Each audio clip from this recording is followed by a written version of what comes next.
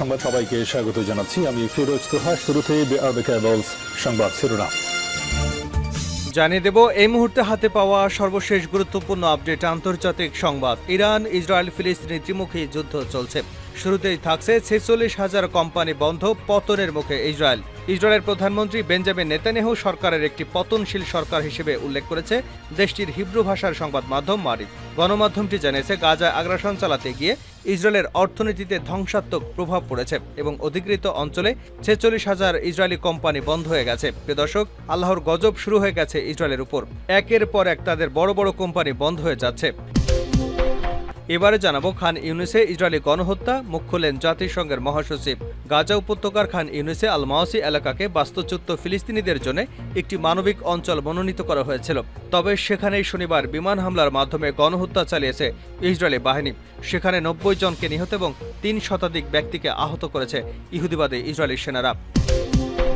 জানাবো জেল থেকে বের হতেই আবারও গ্রেপ্তার ইমরান খান। ইদ্যত মামলায় খালাস পাওয়ার পর জেল থেকে মুক্তি পাওয়ার কথা ছিল পাকিস্তানের সাবেক প্রধানমন্ত্রী ইমরান খান ও তার স্ত্রী বুশরা বিবির। জেল কর্তৃপক্ষ তাদের ছেড়েও দিয়েছিলেন, কিন্তু জেল গেটে আবারও তাদের গ্রেপ্তার করা হয়েছে। এদিকে ইরানের মাইক্রো ইলেকট্রনিক্স সামগ্রী কিনছে নাসা ও এমআইটি।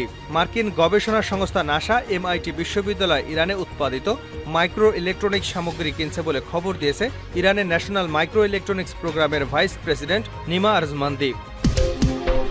এবং সর্বশেষ জানাবো নিজ দলের কর্মীর হাতে কি খুন হতে চলেছিলেন ডোনাল্ড ট্রাম্প।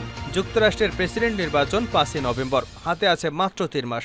দেশের এক প্রান্ত থেকে অপর প্রান্তে তাই ছুটছিলেন 78 বছর বয়সী রিপাবলিকান প্রার্থী ডোনাল্ড ট্রাম্প, অপরদিকে 81 বছর বয়সী ডেমোক্র্যাট প্রার্থী প্রেসিডেন্ট জো বাইডেন। কিন্তু এর মধ্যেই ঘটে গেল এক অনাকাঙ্ক্ষিত ঘটনা। ঠিক মৃত্যুর মুখ থেকে ফিরে এসেছেন ডোনাল্ড ট্রাম্প। একটি গুলি তার কান ছিদ্র করে চলে গেছে। একটু এফের ওপর হলেই জীবন চলে যেত তার। এতক্ষণ শিরোনাম শুনছিলেন, এবার বিস্তারিত। প্রিয় দর্শক, আপনি যদি এই চ্যানেলে নতুন হয়ে থাকেন, ভিডিওটি দেখতে দেখতে চ্যানেলটি সাবস্ক্রাইব করে আমাদের সঙ্গে থাকুন। আর এই ভিডিও সম্পর্কে আপনি আপনার মূল্যবান মতামতটি কমেন্ট বক্সে জানিয়ে দিন। আর হ্যাঁ প্রিয় দর্শক, জানিয়ে দিন ভিডিওটি কোথা থেকে দেখছেন। 46,000 কোম্পানি বন্ধ, পতনের মুখে ইসরায়েল। ইসরায়েলের প্রধানমন্ত্রী বেঞ্জামিন নেতানিয়াহু সরকারকে একটি পতনশীল সরকার হিসেবে উল্লেখ করেছে দেশটির হিব্রু ভাষার সংবাদ মাধ্যম মারিফ। গণমাধ্যমটি জানিয়েছে গাজায় আগ্রাসন চালাতে গিয়ে ইসরায়েলের অর্থনীতিতে ধ্বংসাত্মক প্রভাব পড়েছে এবং অধিকৃত অঞ্চলে 46,000 কোম্পানি বন্ধ হয়ে গেছে। আল মাদিন সহ আন্তর্জাতিক গণমাধ্যমগুলো জানাচ্ছে ইসরায়েলের ঝুঁকি ব্যবস্থাপনা কোম্পানি কোফেস বিডিআই নির্বাহী পরিচালক ইয়োয়েল আমির গত বুধবার মারিফকে দেওয়া এক সাক্ষাৎকারে জানিয়েছেন গাজার যুদ্ধ শুরু থেকে অধিকৃত অঞ্চলে 77% ব্যবসা প্রতিষ্ঠান বন্ধ হয়ে গেছে। বন্ধ হওয়া প্রতিষ্ঠানগুলোর মধ্যে 35,000 ছিল ছোট আকারের, যেগুলো সর্বোচ্চ 5 জন কর্মচারী দিয়ে পরিচালিত হতো। এমনকি চলতি বছরের শেষ নাগাদ 60,000 ইসরায়েলি কোম্পানি বন্ধ হয়ে যাবে বলে আশঙ্কা প্রকাশ করেছে কোফেস বিডিআইয়ের সিও। ইসরায়েলি সূত্রের বরাত দিয়ে মেহের নিউজ জানিয়েছে গাজা যুদ্ধের ফলে দখলকৃত অঞ্চলের বিভিন্ন বাণিজ্যিক খাত, বিশেষ করে শিল্প, পর্যটন, কৃষি এবং সেবা খাতের ব্যাপক ক্ষতি হয়েছে। অঞ্চলগুলোতে এখন বিদেশি পর্যটক নেই বললেই চলে। ফাঁস হওয়া তথ্য অনুসারে ইসরায়েলি কোম্পানিগুলো খুব কঠিন চ্যালেঞ্জের মুখোমুখি। চ্যালেঞ্জগুলোর মধ্যে রয়েছে শ্রমের ঘাটতি, বিক্রয় হ্রাস, সুদের উচ্চ হার, পরিবহন এবং কারিগরি সমস্যা, কাঁচামালের ঘাটতি এবং যুদ্ধ কবলিত জমিতে প্রবেশাধিকারের ঝুঁকি এবং সেই সঙ্গে ক্রমবর্ধমান অধিগ্রহণ খরচ। এদিকে ইসরায়েলি সংবাদ মাধ্যম সূত্রে জানা গেছে দখল করা ভূখণ্ডে লেবাননের সশস্ত্র গোষ্ঠী হিজবুলার রকেট ও ড্রোন হামলায় স্থানীয় ব্যবসাকে মারাত্মক ক্ষতিগ্রস্ত করেছে। কারণ এসব হামলার কারণে হাজার হাজার ইহুদি বসতি স্থাপনাকারীকে তাদের বসতি সরিয়ে নিতে বাধ্য করা হয়েছে। হিজবুলার সঙ্গে উত্তেজনা বৃদ্ধির ফলে লেবাননের সঙ্গে যে কোনো সময় পূর্ণমাত্রার যুদ্ধ ইসরায়েলের অর্থনীতিকে পতনের অতল গহ্বরে নিয়ে যাবে বলেও উদ্বেগ সৃষ্টি করেছে। মারিফের প্রতিবেদন অনুসারে হিজবুলার সম্প্রতি তাদের হুদহুদ ড্রোনের সাহায্যে ধারণ করা ভিডিওর মাধ্যম দেখিয়ে বলেছে তারা ইসরায়েলের জ্বালানি অবকাঠামো, তেল শোধনাগার এবং গ্যাস ট্যাঙ্কগুলোতে যে কোনো সময় আক্রমণ করতে পারে। অন্যদিকে ইয়েমেনি সামরিক বাহিনী এবং ইহুদি নৌ অভিযান ইসরায়েলের অর্থনীতিতে ধ্বংসের বেশ গুরুত্বপূর্ণ ভূমিকা রেখেছে। ইসরায়েল সূত্রের মতে ইহুদিদের হামলার ফলে দেশটির প্রধান বন্দর এইলাত রাজস্ব উল্লেখভাবে কমে গেছে। 2023 সালের 7 অক্টোবর থেকে পশ্চিমা দেশগুলোর পূর্ণ সমর্থন নিয়ে ইসরায়েলি শাসক গোষ্ঠী ফিলিস্তিনের অসহায় এবং নিপীড়িত জনগণের উপর গাজা উপত্যকা এবং পশ্চিম তীরে ব্যাপক গণহত্যা চালিয়েছে। অন্যদিকে গাজার ফিলিস্তিনি প্রতিরোধ সংগঠনগুলো এবং লেবানন, ইরাক, ইয়েমেন এবং সিরিয়ার অন্যান্য সশস্ত্র গোষ্ঠী ঘোষণা দিয়েছে যে তারা দখলদার ইসরায়েলি সরকারের কাছ থেকে এসব অপরাধের মূল্য আদায় করবে। সর্বশেষ তথ্য অনুযায়ী গত বছরের 7 অক্টোবর থেকে গাজার বর্বর ইসরায়েলি বাহিনীর আগ্রাসন শুরু হবার পর থেকে এ পর্যন্ত 38,500 ফিলিস্তিনি প্রাণ হারিয়েছেন এবং 88,000-এরও বেশি মানুষ আহত হয়েছেন, যার মধ্যে গত দুদিনেই হতাহত হয়েছে প্রায় 4 শতাধিক। খান ইউনুসে ইসরায়েলি গণহত্যা, মুখ খুললেন জাতিসংঘের মহাসচিব। গাজা উপত্যকার খান ইউনুসের আল মাওসি এলাকাকে বাস্তুচ্যুত ফিলিস্তিনিদের জন্য একটি মানবিক অঞ্চল উপনীত করা হয়েছিল। তবে সেখানে শনিবার বিমান হামলার মাধ্যমে গণহত্যা চালিয়েছে ইসরায়েলি বাহিনী। সেখানে 90 জন নিহত এবং 3 শতাধিক আহত হয়েছেন। খান ইউনুসের এই হতাহতের ঘটনায় রোববার ইসরায়েলি বিমান হামলা নিন্দা জানিয়েছেন জাতিসংঘের মহাসচিব অ্যান্তনিও গুতেরেস।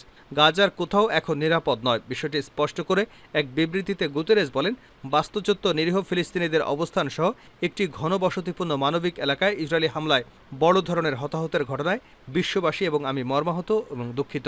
বিবৃতিতে জাতিসংঘের মহাসচিব হামলায় শিশু এবং নারীসহ বেসামরিক নাগরিকদের হত্যার তীব্র নিন্দা ও প্রতিবাদ জানিয়েছেন। সেই সঙ্গে গাজায় অবিলম্বে যুদ্ধবিরতি এবং বন্দীদের মুক্তির জন্য গুতেরেসের তার দাবি পুনর্ব্যক্ত করেছেন। যুদ্ধ অবশ্যই শেষ হওয়া উচিত। গাজার স্বাস্থ্য মন্ত্রণালয় জানিয়েছে, বর্বর ইসরায়েলি হামলায় 90 জন নিহত এবং 3 শতাধিক আহত হয়েছেন। স্থানীয় স্বাস্থ্য কর্তৃপক্ষের মতে এ নিয়ে এ পর্যন্ত 38,584 জন ফিলিস্তিনি নিহত হয়েছেন, যাদের বেশিরভাগই নারী ও শিশু। এছাড়া আহত হয়েছেন 88,881 জন। জেল থেকে বের হতেই আবারও গ্রেপ্তার ইমরান খান। ইদ্যত মামলায় খালাস পাওয়ার পর জেল থেকে মুক্তি পাওয়ার কথা ছিল পাকিস্তানের সাবেক প্রধানমন্ত্রী ইমরান খান ও তার স্ত্রী বুশরা বিবির। জেল কর্তৃপক্ষ তাদের ছেড়ে দিয়েছিল, কিন্তু জেল গেটে ফের তাদের গ্রেপ্তার করা হয়েছে। সংরক্ষিত আসনে পিটিআইয়ের পক্ষে রায় দেওয়ার 24 ঘন্টারও কম সময়ের মধ্যে ইমরান খান এবং তার স্ত্রী বুশরা বিবিকে বেকসুর খালাস দেন দেশটির একটি দায়রা আদালত। এবার রাষ্ট্রীয় পুরস্কার বিক্রির অভিযোগে দায়ের করা মামলায় তাকে গ্রেপ্তার করা হয়েছে। আদিলা জেলে 3 নম্বর গেট দিয়ে ছাড়া পাওয়ার সময় বুশরা বিবিকে এই মামলায় পুনরায় গ্রেপ্তার করা হয়েছে। ইমরান খানকে জেলখানায় আটক রাখার কারণে পাকিস্তানের বর্তমান সরকারের সমালোচনা চলছে। ঠিক একই সময় জাতিসংঘের একটি ওয়ার্কিং গ্রুপ তাদের প্রতিবেদনে বলেছে, পাকিস্তান তেহরিকে ইনসাফ দলের প্রতিষ্ঠাতা চেয়ারম্যান ইমরান খানকে আটক রাখা বিধি বহির্ভূত এবং আন্তর্জাতিক আইনের লঙ্ঘন। একই সঙ্গে ইমরান খানকে দ্রুত মুক্তি দেওয়ার আহ্বান জানায় সংস্থাটি। ইরানের মাইক্রো ইলেকট্রনিক সামগ্রী কিনছে নাসা ও এমআইটি। মার্কিন মহাকাশ গবেষণা সংস্থা নাসা এমআইটি বিশ্ববিদ্যালয় ইরানে উৎপাদিত মাইক্রো ইলেকট্রনিক সামগ্রী কিনছে বলে খবর দিয়েছেন ইরানের ন্যাশনাল মাইক্রো ইলেকট্রনিক্স প্রোগ্রামের ভাইস প্রেসিডেন্ট নিমা আরজমান্দি। তিনি ন্যানো ও শিল্প থিঙ্ক ট্যাঙ্ক অনুষ্ঠিত মাইক্রো ইলেকট্রনিক্স প্রযুক্তি ইকোসিস্টেম ও উদ্ভাবনের সঙ্গে সংশ্লিষ্ট কর্মীদের এক বৈঠকে এসব তথ্য জানিয়েছেন। ইরানের বিজ্ঞানভিত্তিক প্রতিষ্ঠানগুলোতে উৎপাদিত পণ্য সামগ্রী দেশের চাহিদা মিটিয়ে এখন বিদেশেও রপ্তানি জানিয়ে আরজমান্দি বলেন, ইরানের কোনো মাইক্রো ইলেকট্রনিক্স প্রতিষ্ঠান নাসা এবং এমআইটির কাছে তাদের মাইক্রো ইলেকট্রনিক্স সরঞ্জাম সফটওয়্যার বিক্রি করতে সক্ষম হয়েছে। তার ভাষ্য অনুযায়ী বিশ্বব্যাপী ইরানের এসব কোম্পানির 15টি দপ্তর রয়েছে এবং তারা এখন পর্যন্ত উল্লেখযোগ্য পরিমাণ সামগ্রী রপ্তানি করতে পেরেছে। পার্স টুডে ফার্সি রিপোর্ট অনুযায়ী আরজমান্দি আরও বলেছে, ইরানের মাইক্রোচিপের বাজারের উপর কারো একচেটিয়া আধিপত্য নেই। উদাহরণস্বরূপ, ইরানের কয়েকটি কোম্পানি সিলিকন সামগ্রী উৎপাদন এবং রপ্তানি করছে। মাইক্রো ইলেকট্রনিক্স পণ্য উৎপাদনের ক্ষেত্রেও কয়েকটি কোম্পানি ইরানের ন্যানো হেডকোয়ার্টার্সের অধীনে কর্মরত থেকে শুরু করে তাদের পণ্য উৎপাদনে জোর দিয়েছে। আরজমান্দির দেওয়া তথ্য অনুসারে এসব কোম্পানি এখন বিশাল বিশাল প্রতিষ্ঠানে পরিণত হয়েছে।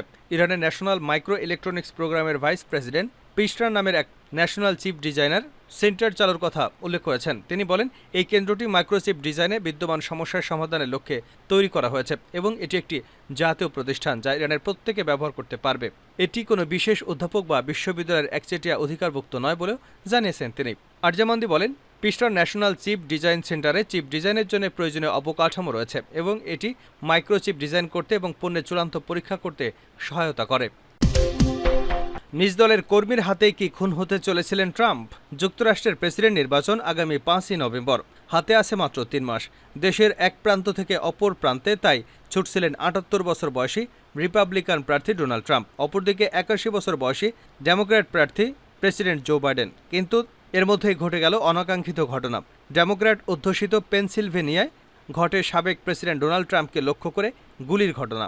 সেখানে ভাগ্যের জোরে অল্পের জন্য প্রাণে রক্ষা পান তিনি।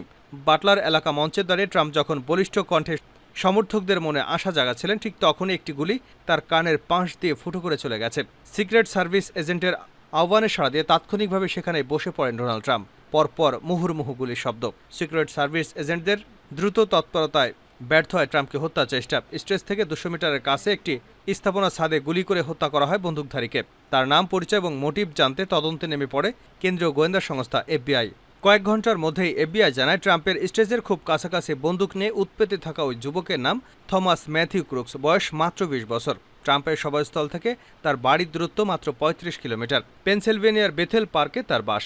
তবে ব্যক্তিগত তথ্য ঘাটাঘাটি করে যা পাওয়া গেছে তা অবাক করার মতো। তা হলো বন্দুকধারী ম্যাথিউ ক্রুজ ট্রাম্পের দলেরই সমর্থক। রিপাবলিকান ভোটার হিসেবে নিজের নাম নিবন্ধন করেছিলেন তিনি।